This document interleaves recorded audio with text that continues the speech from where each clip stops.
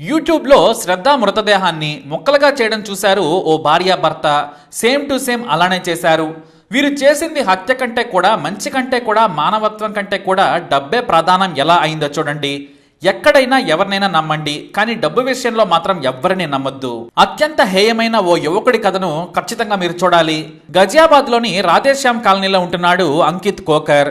ఇతని తల్లిదండ్రులు చిన్నప్పుడే చనిపోయారు. అయినా కష్టపడి చదువుకొని లక్నో యూనివర్సిటీలో పిహెచ్డి చేస్తున్నాడు. కానీ ఉండేది మాత్రం గజియాబాద్ లో. ఎందుకంటే తన వారెవరూ కూడా తనను పట్టించుకోలేదు. కానీ ఆ ఇంటి యజమాని ఉమేష్ శర్మ భార్య తమ్ముడిలా ఆదరించింది. తన గురించి తెలియగానే ఆమె తమ్ముడు అంటూ పలకరించింది. తినడానికి సమయానికి కూరలు పంపించేది. జ్వరం వస్తే ఆలనా పాలనా చూసుకునేది. ఇటు అంకిత్ కూడా ఆమెను సొంత అక్కలా భావించాడు. వయసు పైబడిన అంకిత్ పెళ్లి చేసుకోలేదు. ఇక అతనికి పెళ్లి చేసేందుకు తన వారెవరో కూడా లేరు. అయితే ఊళ్ళో పూర్వీకుల ద్వారా వచ్చిన భూమిని కొంతమంది ఆక్రమించుకున్నారు. దీంతో వారితో పోరాడలేక గజియాబాద్ దగ్గరలోని గ్రామంలో రోడ్డు వెంబడి ఉన్న భూమిని అమ్ముకున్నాడు. ఆ భూమికి 98 లక్షలు వచ్చాయి. వాటిని తన బ్యాంక్ అకౌంట్ లో వేసుకున్నాడు అంకిత్. తనకు భూమి అమ్మగా డబ్బులు వచ్చాయని ఇంటి యజమాని శర్మ భార్యకు చెప్పాడు అంకిత్. తన సొంత సోదరిలా చూసుకునే వ్యక్తి కావడంతో అన్ని పంచుకున్నాడు. దీంతో ఆమె తన భర్తకు ఈ విషయం చెప్పింది. ఇక ఇద్దరూ కలిసి పలుమార్లు వెంటనే ఇస్తాం, నీ దగ్గర ఉంటే ఏమొస్తుంది, నీకు కావాలంటే మా ఇల్లు రాసిస్తాం, మాకు డబ్బు కావాలంటూ పలు దఫాలుగా డబ్బులు తీసుకున్నారు. అంకిత్ మంచితనాన్ని వాడుకున్నారు. కాస్త కర్రీ పెట్టి కాసిని సాంబార్ పోసి 60 లక్షలు లాగేశారు. అక్క మంచిది, మోసం చేయదని నమ్మాడు అంకిత్. కానీ డబ్బు దగ్గర సొంత వాళ్లే ముంచుతున్నారు. ఈ ఓనర్ అక్క కూడా అలాంటి లక్కే. అదే జరిగింది. మొత్తం 60 లక్షలు లాగేసిన తర్వాత అంకిత్ స్నేహితుడు ఓ సలహా ఇచ్చాడు. డబ్బులు ఎవరికిచ్చినా రావు, నీకంటూ ఓ ఇల్లు కొనుక్కో. ఇప్పటికే నువ్వు తప్పు చేశావు. మంచి ఇల్లు కొంటే అద్దె ఇచ్చుకున్నా సరే నీకు ఖర్చులకు సరిపోతాయి. ఏ ఉద్యోగం కూడా చేయనక్కర్లేదు. మరో చోట కొంత భూమిని కూడా కొనమని సలహా ఇచ్చాడు. దీంతో స్నేహితుడి మాట విని అక్క నాకు డబ్బులు కావాలి, తొందరగా అడ్జస్ట్ చేయమని కోరాడు. ఇటు పక్క వీరిద్దరేమో 60 లక్షలు తీసుకుని ఆస్తులు కొన్నారు. వాస్తవానికి ఆ డబ్బులు తిరిగి ఇచ్చే ఉద్దేశమే వారికి లేదు. ఆ సమయంలోనే ఢిల్లీలో జరిగిన శ్రద్ధ కేసు గురించి యూట్యూబ్ లో చూశారు. ఇక్కడ వారు గమనించింది ఏంటంటే శ్రద్ధ గురించి అడిగేవారు ఎవరూ లేరని. పెళ్లి పేరుతో లేపుకొచ్చి హత్య చేసి 35 ముక్కలుగా శరీర భాగాలను నరికేశాడు. ఆ తర్వాత వాళ్ళ నాన్న కంప్లైంట్ చేశాడు కాబట్టి ఆ కేసు బయటకు వచ్చింది. ఇక్కడ అంకిత్ కి ఎవరూ లేరు కాబట్టి మనం చంపేసిన బయటకు రాదు అనుకున్నారు. అదే ఫాలో అయ్యారు. ఇక అంకిత్ కు దగ్గరగా ఎవరున్నారు అంటే స్నేహితులు. ఒకవేళ చంపేసిన వారు పట్టించుకోరనేది వీరి ఐడియా.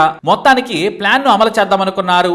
అందుకోసం ముందుగానే రంపం, పాలిథిన్ కవర్స్ తెచ్చి ఇంట్లో పెట్టుకున్నారు.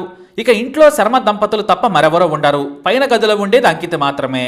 దీంతో హత్యకు సహకరిస్తే భారీగా డబ్బులిస్తాను, నీకు కావలసినన్ని తీసుకోమని తన స్నేహితుడు ప్రవేశ్ ను ఒప్పించాడు శర్మ. అక్టోబర్ 6 రాత్రి సమయంలో తన స్నేహితుడు ప్రవేశ్ తో కలిసి అంకిత్ గదిలోకి వెళ్ళాడు శర్మ. అతనిని మాటల్లో పెట్టి తలపై పదునైన ఆయుధంతో వెనుక నుంచి బాదారు. దీంతో ఒకే దెబ్బకు స్పృహ కోల్పోయాడు అంకిత్. ఆ తర్వాత గొంతు కోసి అంకిత్ ను దారుణంగా హత్య చేశారు. తెల్లారే వరకు మృతదేహాన్ని మద్యం తాగుతూ ముక్కలు చేశారు. ఆ తర్వాత పాలిథిన్ కవర్స్ లో చుట్టారు.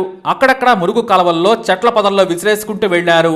మరీ ముఖ్యంగా Khatauli canal, Muzaffarnagar, Mussoorie canal, peripheral expressway ప్రాంతాల్లో విసిరేసుకుంటూ వచ్చారు.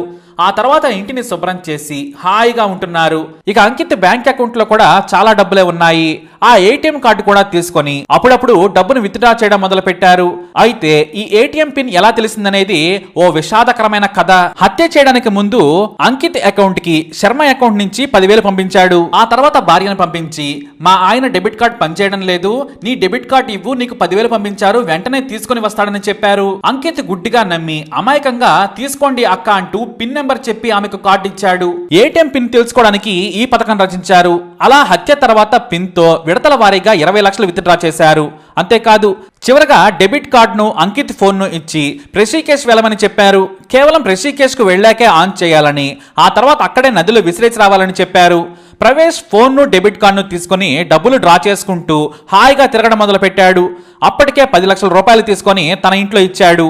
అయితే హత్య జరిగిన మరుసటి రోజు అంకిత్ స్నేహితుడు కాల్ చేశాడు. కానీ ఫోన్ లిఫ్ట్ చేయలేదు హంతకులు. ఆ తర్వాత స్విచ్ ఆఫ్ చేసి పెట్టారు. దీంతో వరుసగా ఫోన్లు చేస్తున్నా ఎక్కువ సార్లు స్విచ్ ఆఫ్ అనే వచ్చింది.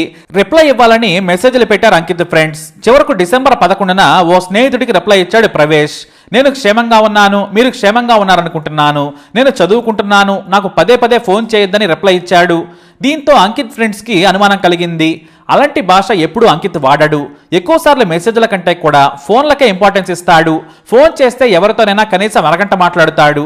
కానీ ఆ మెసేజ్ టెక్స్ట్ వారికి అనుమానం కలిగించింది. వెంటనే గజియాబాద్ వచ్చిన అంకిత్ స్నేహితులు అదే ప్రాంతంలోని మదీనానగర్ పోలీస్ స్టేషన్లో ఫిర్యాదు చేశారు. పోలీసులు ఉమేష్ శర్మ ఇంటికి వెళ్లారు. యజమానిని ప్రశ్నిస్తే అతను చాలా కాలం క్రితమే ఖాళీ చేసి వెళ్లిపోయాడని చెప్పారు. ఆ తర్వాత భూమి అమ్మిన విషయం పోలీసులకు అంకిత్ స్నేహితులు చెప్పారు.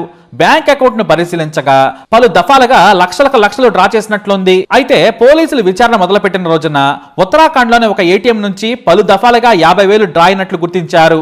దీంతో ఇంటి యజమాని ఫోన్ ను స్వాధీనం చేసుకుని కాల్ డేటా తీయగా ప్రవేశ్ తో మాట్లాడిన మాటలతో పాటు డబ్బులు డ్రా చేసిన వివరాలు కూడా ఒకరికొకరు పంపుకున్నారు. తన అకౌంట్ లో కూడా 30 లక్షలు దాచుకున్నాడు ఇంటి యజమాని. ఇక ప్రవేశ్ ఉత్తరాఖండ్ లో ఉండగానే అతని ఫోన్ నంబర్ సిగ్నల్ ఆధారంగా పోలీసులు అదుపులోకి తీసుకున్నారు. తమదైన శైలిలో విచారించడంతో ఈ మొత్తం నేరం చెప్పాడు ఉమేష్. కానీ ఈ హత్యకు బీజం వేసింది మాత్రం ఉమేష్ భార్య.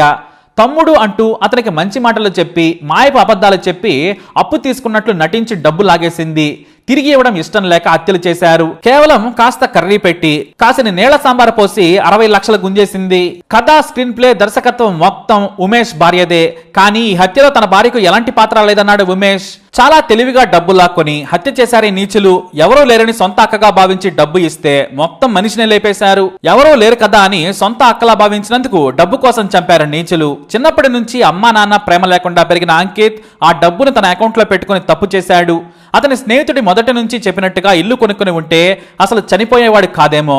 మరి ఇలాంటి నీచులని ఏం చేయాలి, ఏం శిక్ష విధించాలి? మీ అభిప్రాయాన్ని కమెంట్ ద్వారా తెలియజేయండి.